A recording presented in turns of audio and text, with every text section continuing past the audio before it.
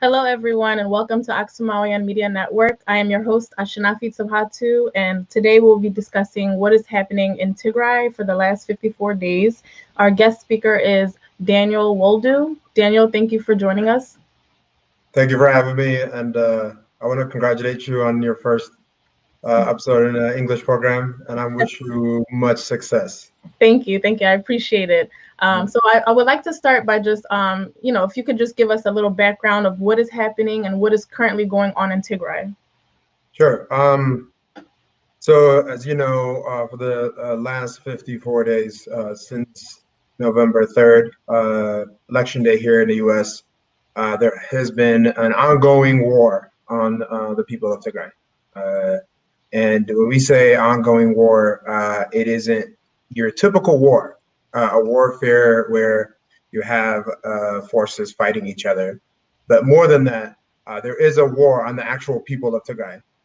As some of the newscasters in different parts of the world have reported, there is a displacement of Tagaros from their homes.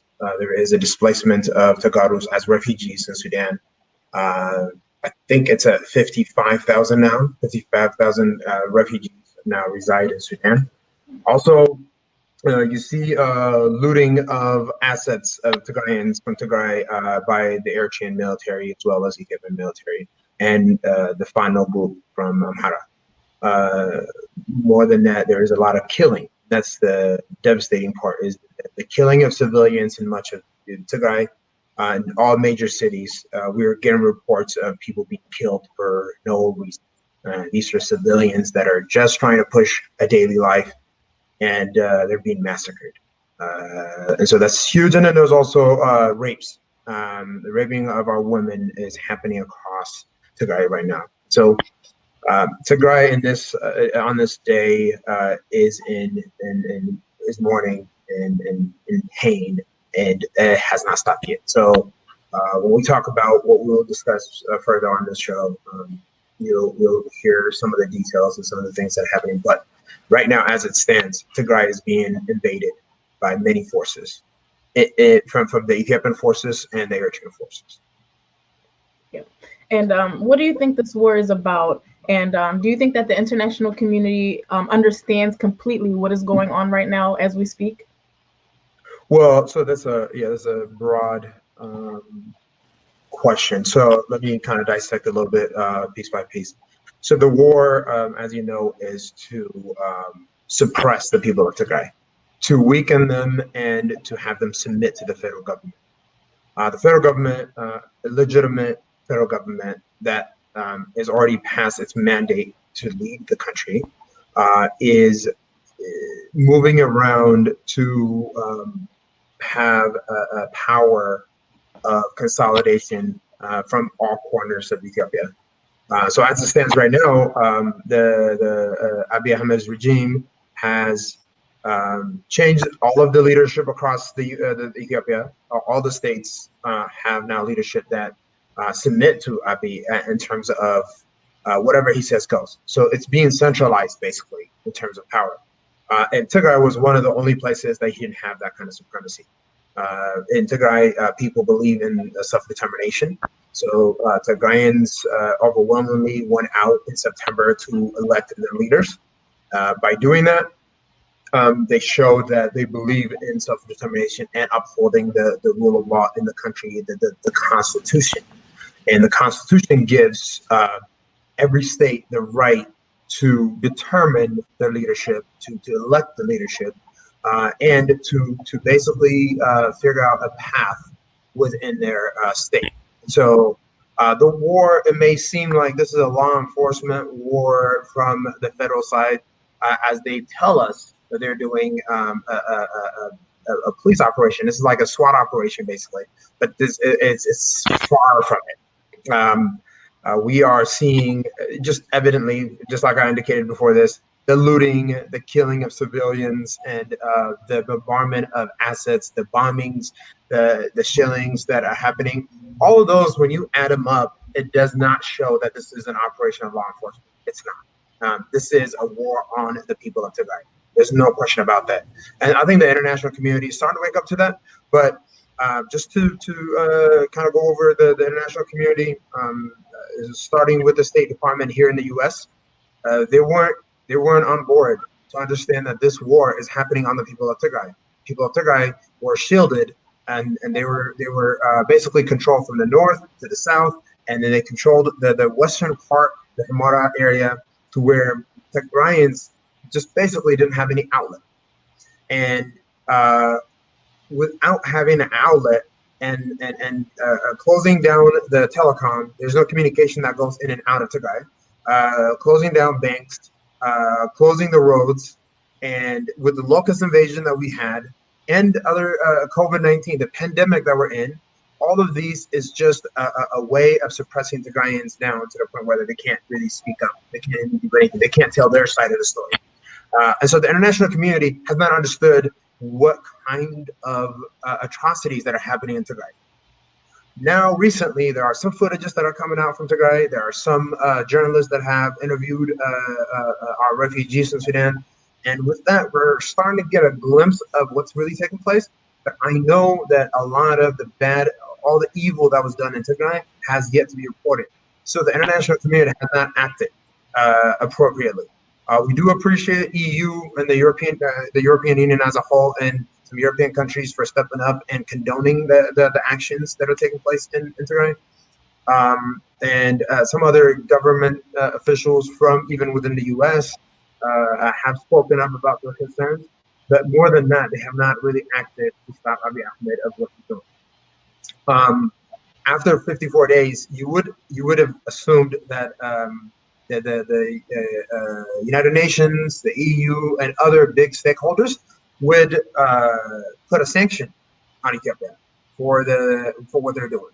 And the conversation is starting to be had now. I mean, the conversation is being brought to the table, but we need more action. We definitely need more action. Our people need to understand, or not our people, but the international community needs to understand that there is just a civilian killing. There is war crimes happening in Tigray. And these war crimes, one, need to have independent reporters go in and investigate and find out who the actual perpetrators are. But more than that, the international community needs to put enough pressure on the federal government and make sure that humanitarian aids are going in to people who are affected by this. Majority of Tigray is. So humanitarian aid needs to go in. Journalists need to go in and interview and conduct what took place. But more than that, the telecom, the mobility, the ability to speak back and forth with families and friends that live in Tigray needs to be restored. And these are the demands that anyone can make, and these should be supported. So I know I went on a tangent to kind of give you a perspective, but the war in Tigray is not a war on a TPLF, or it's not a war on law operations, and also the UN and other international actors have not been well informed or have not acted on this war appropriately to the degree that it's in. Yeah, and also for many years there was a lot of ethnic feuds within the regions in Ethiopia, and I've seen a lot of people who are in support of this war, and I just want to know, what do you have to say to those individuals? So, let's use one analogy. One, this is a law enforcement operation, is what the government is claiming, right? Now, independent medias have reported that there is Eritrean troops are on the ground, boots are on the ground, attacking Tigrayans, looting Tigrayan assets. This is verified by independent medias and satellite images and such to tell us what's going on. And if this is a law enforcement operation, would you think that a sovereign nation as like Eritrea would be invading Ethiopia and looting Ethiopian assets, killing civilians? And so this is much more than that. This is a way of subjugating the people of Tigray.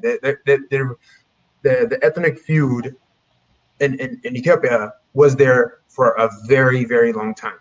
The Amhara elites, without a doubt, want to be centralized and want to be on the helm of power at all times. The only way you could do that is you subjugate the people of Tigray to make them submit to a centralized power and so that this one Ethiopia logic, this one Ethiopia language can go back to being restored to before EPRDF took power in 91. So to me, I see this as a way of weakening Tigrayans, or basically eradicating Tigrayans, and then going back to the system of oppression that the Amhara elites had for many, many, many years. If you want to see some of the things that were said before 91, the claim is that the racial profiling and segregation and the hate between the different ethnicities came because of UPRDF. They made states out of different ethnicities. So now there's war and tension between 2 or 3 or 4, and almost everybody is fighting each other. And that's not the case, because if you know, if you've looked at history books, you'll notice that there are terms, slur terms used to, just like we have slur terms for African Americans here in the US and Ethiopia, there were slur words used to demonize certain ethnic groups. So the tensions between ethnic groups has always been there. And there was rivalries between different ethnic groups before. And so just because it was suppressed and held at gunpoint and people weren't able to openly come out and speak, doesn't mean that ethnic tensions weren't there before. But in the last 27 years, I just want to kind of give you an idea, there weren't any ethnic violence between different ethnicities. We didn't see any ethnic violence in the 27 years before Abiy Ahmed came to power. But why now? Why is there fighting going on between different ethnicities now? Maybe this is something that is being done systematically from the central government, just to show that this system does not work. Multinational federalism does not work. That's, I think, if you look at everything, you come to a conclusion that they are trying to destroy the Constitution, to take away that self-determination every nation and nationality had within Ethiopia, and turn it back into the centralized government where one ethnicity, one power, one culture, one language, one religion is at the helm and everybody else is beneath it. And that is not a way for us forward. And Tigrayans take pride in the self-determination of our state. We want to determine our future. We do not want someone else from the central government to send who they want as they please to control us. We fought dearly. We've lost 60,000 of our brightest men and women in a war during Dec. We have 100,000 civilians that are handicapped for their lives because they served to protect the integrity of Tigray, and they fought to make sure that we have the rights that they didn't during Dec and prior. And so this whole notion that, oh, there was no ethnic violence before, everybody was happy, we lived for thousands of years, that's not the case. Everyone was held at the determinative thing. The determinative thing means someone that rules by force. You're literally suppressing people with guns and saying, you do as I say or you're dead. And over time, psychologically, you cripple the mindsets of the people and you have them submit to you without any question. And any kind of system that you have where you're making them submit to you by force does not mean that the people have freedom to live and appreciate and cultivate their cultures, their language, their way of living, and all of that. It wasn't. And now, if you look at much of Ethiopia, they celebrate their culture, they celebrate their language, they celebrate their identity, and they're happy to live life where they don't have to be controlled by somebody else's culture. Like, no other culture should be able to come to you and tell you, hey, I want you to speak this language, I want you to go to school this language, I want you to be to practice in this religion, or this is your history, and that's it. Don't question it. And it's just not, in the 21st century, you would think like that's not a system where people in this world can live in. And yet this is the same regime that's coming in, trying to take us back to like 30, 40 years of what we lived through, or what our parents lived through. That's what Tigray is fighting for right now, to sum it up. Okay, and could you share with us some of the activities or activism work that's going on right now on social media, and could you share also if it's any success with that and just, inform us a bit more about the social work going on? That's a very good question, and this is something that I'm very, very proud of in terms of our youth primarily. Right now, there are thousands of activists out there. They're all working very, very hard to make sure that the atrocities that are happening in Tigray are being reported. They are working day and night on Twitter, Instagram, Facebook, any social media you can think of. They're out there marching. It's something that we've never seen in our history because social media and we've seen social media change courses in many Arab countries and some parts of the world, but we've not seen that in Ethiopia, especially with our community in Tigray. So the fact that we have all of these youth working very, very hard. For example, Stand With Tigray has a website. Stand With Tigray has a website where they basically have all of the information that's taking place. They've compiled a lot of information of what's going on, the days, the number of refugees, the UN information, just one platform where all information is in, and tweet bites where now they prepare tweets where all you have to do is click a couple of times and you have it sent to Twitter on your Twitter account. They've helped a lot of people register on Twitter. If you've seen the Washington Post article where they said that Tigrayans have increased by 30 or 40% in terms of accounts in November and December. And so when you see the growth in our participation on social media, the activism that is being done, it's very remarkable. And I'm very pleased to see our people doing what they're doing. Outside of that, there's organized. I mean, we're going to that in a bit, but the social media activism right now is very encouraging, and they're tagging everyone that is important. The UN, the EU, African Union, IGAD, everybody that is a stakeholder into what's going on in Tigray is being tagged and participating in what's going on. Now, it's not just us. We have outside forces. There are other reporters, journalists, activists themselves participating in this. They're not Tigrayans, but they are actually fighting for us as well. So we have allies that we need to appreciate. And then at the same time, we're also working hard now, organized way of being effective on social media and what's working, what's not working. But much of what we've been doing has been helpful in terms of addressing our issues.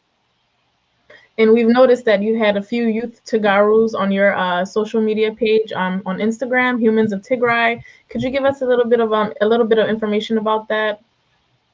So first, Humans of Tigray is an Instagram page a friend of mine created, and we've used that as a platform to kind of give a place for folks to speak up on things that are taking place, what's working, what's not working. It's a weekly live that we conduct every Saturday, 9 p.m. your time, East Coast time, 8 p.m. Central, and then 7 p.m. Mountain time. But the idea is that we will have folks from different parts of the world, things that they're doing, what's working, what's not working, and then kind of discuss ways for us to move forward. On the live that you mentioned, we had two young ladies, courageous young ladies, who came out of the war in Ma'ala. They were in Ma'ala during the bombings that happened. For example, the bombing that happened in Ma'ala, where the University of Ma'ala was bombed, as well as a church. They recall that moment because they were in Ma'ala at that time. They saw actual fighter jets hovering over and moving around and really dropping bombs. They witnessed the dropping of a bomb in Ma'ala and how much of a torture that caused on the people.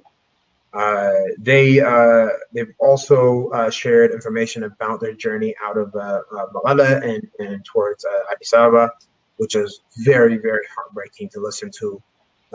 They told us that they traveled from Ma'ala with the UN convoy, following them from back to the border of Tigray. And from there, they were left in the mercy of Afar forces. And the Afar forces were able to take them to Samra. And from there, they were able to get out on a plane. But if you listen to that interview, it's really, really, really heartbreaking because one of the things that they mentioned is that when they were talking to them, they would say, okay, we have a list of people that needs to be held back. And what it was is they took out all of the Indian nationals, I believe, and the UK nationals that are non-Tigrayans, and then the Eritrean, UK, and or other place nationals, but they weren't Tigrayans next.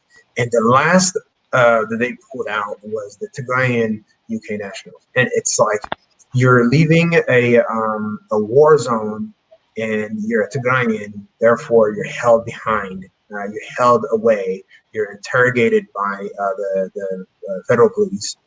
And then after 3 or 4 days, they're able to leave somewhere on a plane to Addis Ababa. And in Addis Ababa, they were interrogated almost every other day to explain their activities. And so the ethnic profile as a Tigrayan that they faced was something that I have never expected to hear. And it was just a shocker to me. And we'll try to do more of those interviews to bring some people who've gone through the war to see if their stories match or if there's anything that that's new that we can learn. We're in works with some individuals that are in the U.S. now. Hopefully in the future we'll have that, and we'll kind of send you a copy, or you can access it on Instagram or Facebook as we share them. But it's also, I think we're trying to see if we can help them get on international platforms, bigger media platforms, so that they can share their stories, so the stories can actually go to these governments. These governments can use that as a focal point into how they draw policies and moving forward. So that it's such a sad story to listen to. It's a shocker. They're lucky to leave, but that also tells you the kind of atrocities the Tigrayans are facing, the ones that can't leave, the ones that are trapped in Tigray, what they're going through at this very moment. And how does the diplomacy work look like in Tigray in terms of the war on Tigray? And how is the international community reacting to the work being done? So, yeah, that's there's not a matrix that you can use to say how successful it is or not. But the end result here is to stop the war on Tigray. That's frankly speaking, that's the ultimate goal, and to make sure that humanitarian aid gets in, and so all those people that are affected by this war can be helped. That's one. And then two, it's the ability for us to restore Tigray. How do we restore Tigray into where it was before, if not better? And so the diplomatic work that's taken place, there are several groups that are working on this. There is the emergency task force that has about 5 organizations that are kind of coming together to facilitate the diplomatic efforts. There's also the crisis group. That's a team of young individuals who are coming up with dismantling information, calling the officials, seeing if they can act. You also have organizations like TPN, part of the Tagaru Communities Forum, that's working day and night in making phone calls to representatives, about 500 calls every week to let them know the evil that's taking place in Tigray.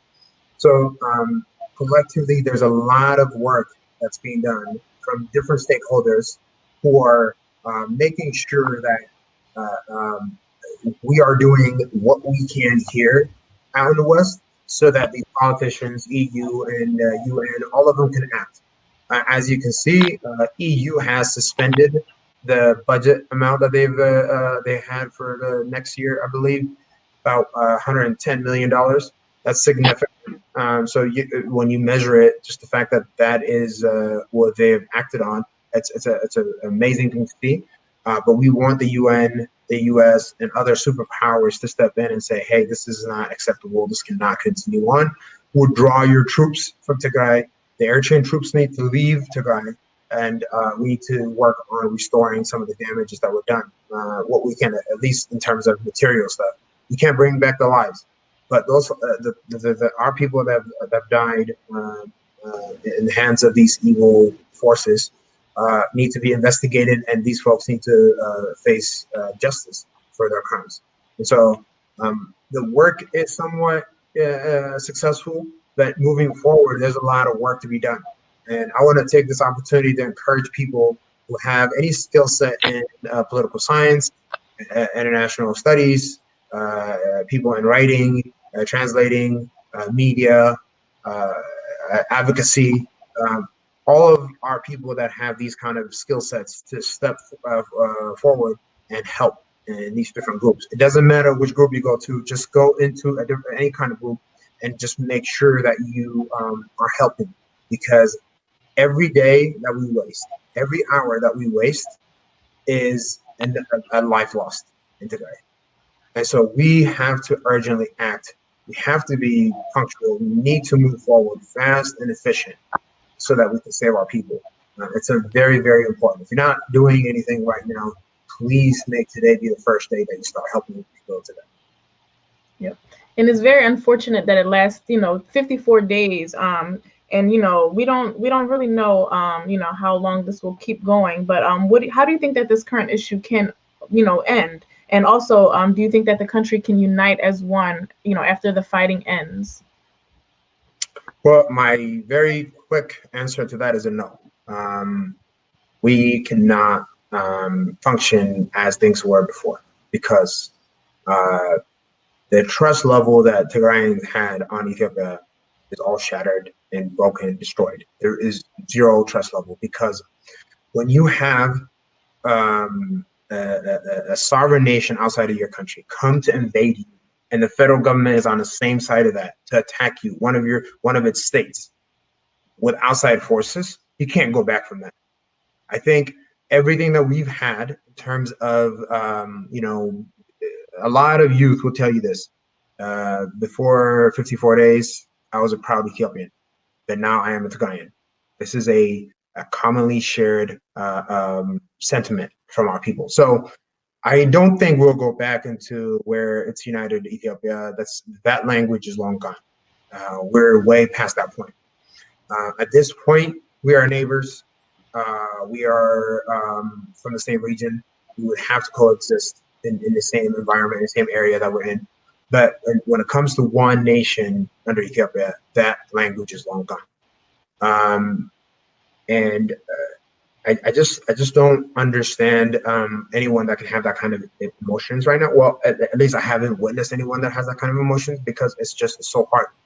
The other thing that I didn't mention earlier is the ethnic profiling that's happening in Addis Ababa and other parts of Ethiopia of Tigrayans.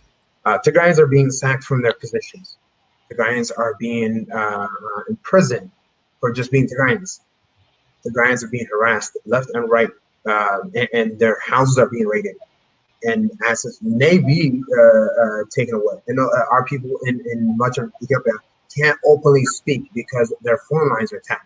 So they're listening to anything that these people are saying to their families outside of Ethiopia. And it's in this kind of environment, it is hard to see that there's a future where we can all call each other like a one nation. We just can't. So I would say that this war, hopefully this war ends quickly, but I'm afraid that may not be the case. We may be fighting for a while. There are other things that are happening in the region, like Sudan is fighting in the Gondar area with the Amhara forces and the federal forces. You also have fighting between the Amharas and the Benishangul Gumuz region. There's friction between the two. There are a few other reports of other ethnic groups fighting within each other.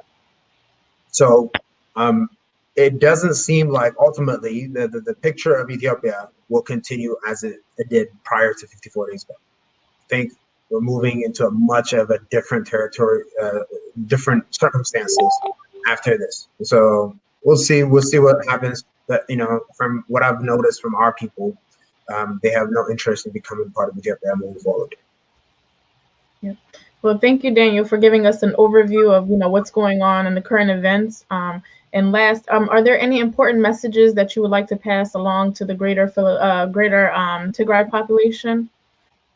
Yes, and this I think is the key point for our people. One, I do encourage everyone to act locally. So come together, form your communities, make sure that your community comes together and you're supporting each other.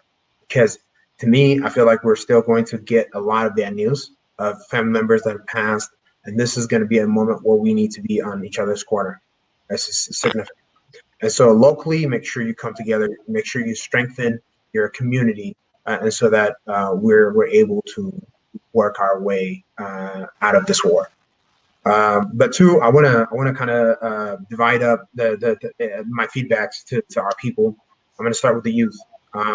You know, I am so proud of the youth this time and age, because the youth are mobilizing and coming together and working very hard on social media, on protests, on fundraising, donations, and just remarkable to see.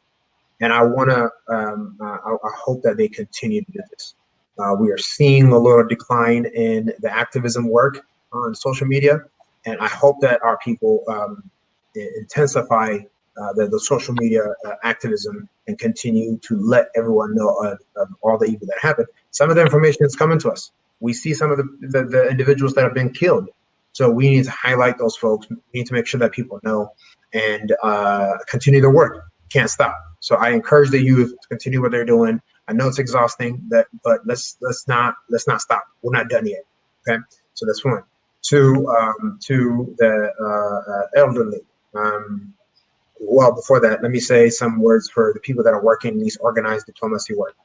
The folks that are working very hard in these diplomatic work. I know it's also tiring. You've been on Zoom calls hours and hours on a daily, and make sure you continue those efforts, because there is going to be a reward for it later on, meaning the reward of seeing a free and clear Tigray where this war ends. And so let's not stop here. Let's continue to work with each other. Let's collaborate. Let's not independently just go out there and do our own things. Let's come together. Let's work as one team, because we have one purpose.